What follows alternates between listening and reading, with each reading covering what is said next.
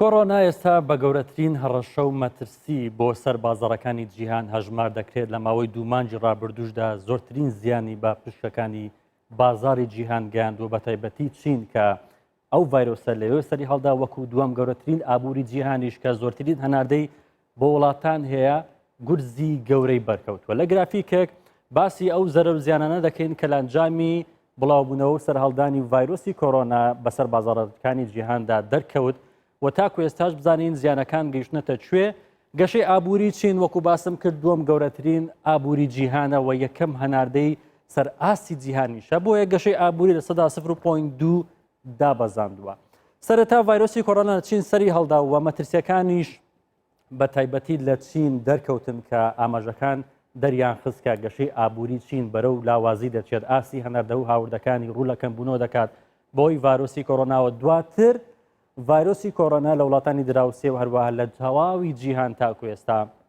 لە زۆربەی زۆری وڵاتان بڵاو بۆتەوە. بەهای پشەکانی بۆرسەکانی شەنگەهای چین 400 ملیارد دلار تاکو ئێستا زیانیان بەرکەوتووە و 180 ملیارد دلاریش تەنها زیان بە حکوومەتی چین گەیشتووە. بۆی حکوومەتی چین تاکو ئێستا چەندین ڕێکاری گرتۆتە بەر بۆ بەرنگاربوونەوەی ئەو ڤایرۆسە، بۆیە خەرجێکی زۆریشی بۆ کەرتی پزیشکی و هەروەها پیشەسازی تەرخان کردو کە ئەمەش بە زیان بۆ سەر ئابووری چین دەشێتەوە. ئابووری چین بەسراوەتەوە بە ئابووری تەواوی جیهان، تەنها ئەوە نیە بەڵکو ئەبێ سەیری چین بکەین وەکو تەواوی جیهان. بۆیە دەبینین لە سەدا 16ی کۆی هەموو ئابووری جیهان پێک دێنێت چین، لە سەدا 34ی گەشەی ئابووری جیهان پێک دێنێت و لە هەمان کاتدا سەدا 30.7 دروستکراوی کەلوپەلەکانی تەواوی بازاڕەکانی چین لە شارەکانی چین بەرهەم دێنرێت. بۆیە ئێستا بینین کە زۆربەی زۆری کۆمپانیەکانی جیهانیش بە تایبەتی کۆمپانیەکانی تایبەت بە ئۆتۆمبیل، کەلوپەلە پیشەسازی و هەروەها جۆرا و جۆرەکانی کارگا هەمووی لە چینەوە هاوردە دەکرێت. بۆیە بینین بازاڕیش سستی پێوە دیارە کۆمپانیەکان زیانێکی زۆریان بەرکەوتوە بە تایبەتی کارگە گەورەکانی وەکو ئەپڵ، وەکو با بڵێن ئۆتۆمبیلی BMW، کیا، هیۆندا، ئەمانە هەمووی زیانیان بەرکەوتە لە ئەنجامی سزبوونەوەی کارگەکانی چین.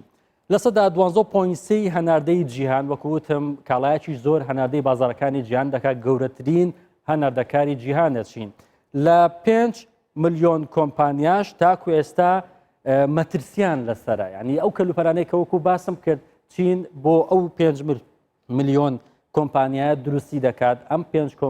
5 ملیۆن کۆمپانیاش چاوەڕێی دەرەنجامی نەرێنی دەکەن سەبارەت بە ترسی زیاتری بڵاوبوونەوەی کۆرۆنا و هەروەها چارەسەر نەکردنی ئەو ڤایرۆسە. 24,000 کۆمپانیای بیانی لە شارەکانی چین کار دەکەن، ئەمەش مەترسی کەمبوونەوەی کرێکاریان هەیە. بۆیە بینین لە سەدا 50 کرێکارەکانی چین بیانین یاخود خەڵکی چینن ناتوانن بچنەوە سەرکارەکانن لەبەر ڤایرۆسی کۆرۆنا. هەر سەبارەت بە مەترسیەکانی کۆرۆنا بەسەر بازاڕەکانی جیهاندا تاکو ئێستا ئەو 5 وڵاتی کە باسی دەکەم لە سەدا 26 ئابووری هەموو جیهان پێک دێنن لە ڕووی پیشەسازی و کۆمپانیا و بەرەمهێنانەوە. بۆیە دەبینین لەو 5 وڵاتەش ڤایرۆسی کۆرۆنا زیاتر جوڵەی هەیە، زیاتر بڵاو بۆتەوە، مەترسیەکان زیاتر لەسەر ئەو 5 وڵاتە ئابووری گەورەن کە چین لە سەدا 16 و هەروکدوم ئابووری جیهان پێک دێنێت و ژاپۆنیش لە سەدا 5.5، ئیتالیا لە سەدا 2.4 و گەورەترین دووەم ئابووری یەکێتی ئەوروپایە و کۆریای باشووریش لە سەدا 1.9 کۆی ئابووری جیهان پێک دێنن. بۆیە دەبینین مەترسیەکان زیاتر لە وڵاتانن کە ئەرچکێکی قورسیان لەسرە بە تایبەتی لە ڕووی ئابووری و بەرەمهێنانەوە. ڤایرۆسی کۆرۆنا بەسەر زۆربەی زۆری وڵاتانی جیهان بڵاو بۆتەوە بە تایبەتی ئەو وڵاتانەشی کە دەکرێت بڵێن دوورە دەستن وەکو هەرێمی کوردستان، بەڵام لە هەمان کاتدا ینی کەرتی گەشتیاری و بازرگانی هەرێمی کوردستانیش تا ڕادەیەک سز بۆتەوە بە تایبەتی کەرتی گەشتیاری کە ئێستا جوڵەی گەشتیاری لە دەروازە سنووریەکانی هەرێمی کوردستان لەگەڵ ئیران و تورکیا بە تەواوەتی وەستاوە، بەڵام بە ڕێکارێکی نوێ بە ڕێکارێکی تونند و تۆڵ دەروازە سنووریەکان بۆ هاتوچۆی بارهەڵگرە بازرگانیەکان کراوەتەوە، بەڵام پشکنینیان بۆ دەکرێت ئەمەش وەکو ڕێکارێک و گەشتی تورکیا و ئێرانیش بۆ کوردستان بە تەواوەتی ڕاگیراوە لە فڕۆکەخانەکان. تورکیش ئێرلاین ڕایگرتووە و جوڵەی بازرگانی تاکو ئێستا لە هەرێمی کوردستان بەردەوامی هەیە و کاریگەرێکی ئەوتۆی نەکردۆتە سەر کەرتی بازرگانی لە کوردستان. هەر سەبارەت بە کاریگەریەکانی کۆرۆنا بەسەر کەرتی با بڵێن گەشتیاری کە کەرتێکی یەجگار گەورە و مەزنە لە سەرتاسەری جیهاندا کە وەکو باز دەکرێت بە جۆرە ڕێپێویەک کە لە هەردە کەسێک لە کەرتی گەشتیاری کار دەکات کارمەندە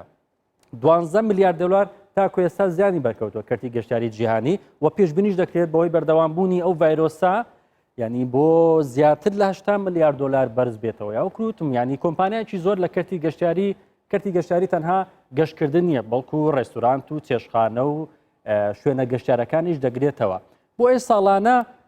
داهاتی کەرتی گەشتیاری سەر ئاسی جیهاندا 5 تریۆن و 7 تریۆن دلارە زیاتر لە 5 تریۆن دلار داهاتی هەیە و 319 میلیۆن کرێکاریش لەو کەرتەدا کار دەکەن بۆیە پشتی شێری زیانەکان بەرکەرتی گەشتیاری کەوتووە دواتر کەرتی پیشەسازی هەروەکوتم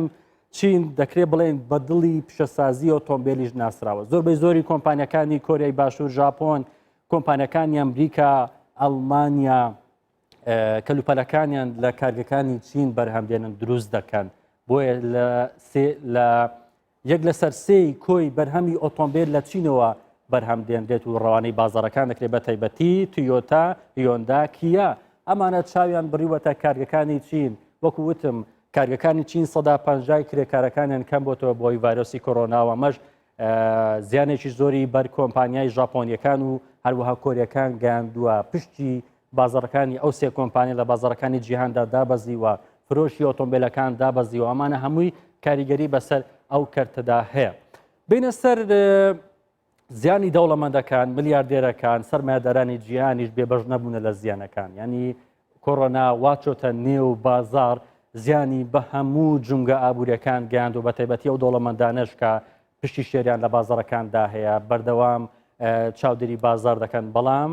لە هەفتەی ڕابردوودا بە بڕی 440 میلیارد دلار زیان بە خاوەن کۆمپانیا و سەرمایهدارەکانی جیهان کەوتووە ئەو چوار کەسەش پشتی شێریان بەکەوتۆ لەوانە جێف بیزۆس کە خاوەنی ئەمازۆنە 11.9 میلیارد دلار زیانی بەرکەوتووە و بیل گیتس خاوەنی مایکرۆسۆفت 10 میلیارد دلار زیانی بەرکەوتووە و دواتر بێرنارد ئارنۆ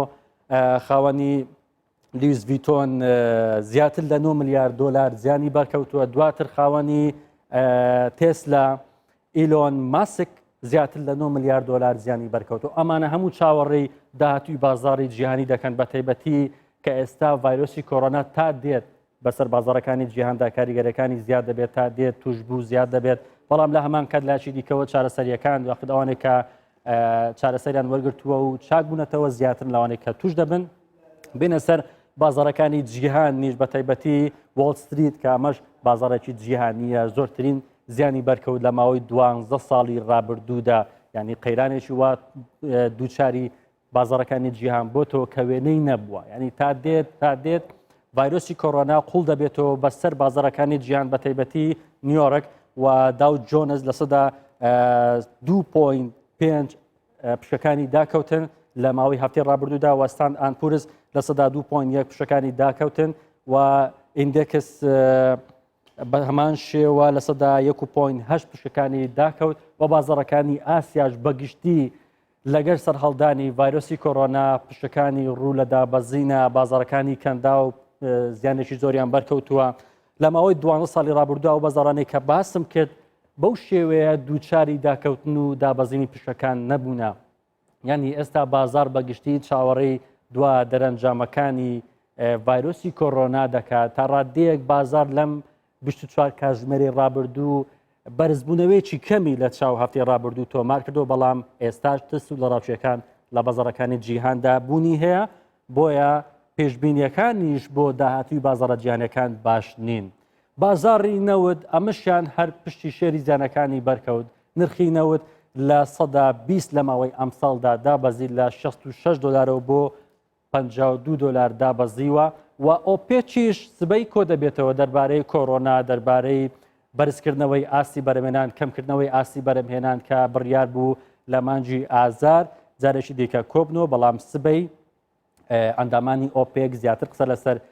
کەمکردنەوەی زیاتری بەرەمهێنان دەکەن بۆ 2.3 ملیۆن بەرمیل نەوت ڕۆژانە ئەمە تا ڕادەیە کاریگەری لەسەر بازاڕەکانی نەوتیش دەبێت بۆیە بازاڕی نەوتیش چاوەڕێی دوا دەرەنجامی کۆبنەوەکەی ئۆپێک دەکات گەشەی ئابووری جیهان لە سەدا 2.4 دابەزێت ئەگەرچی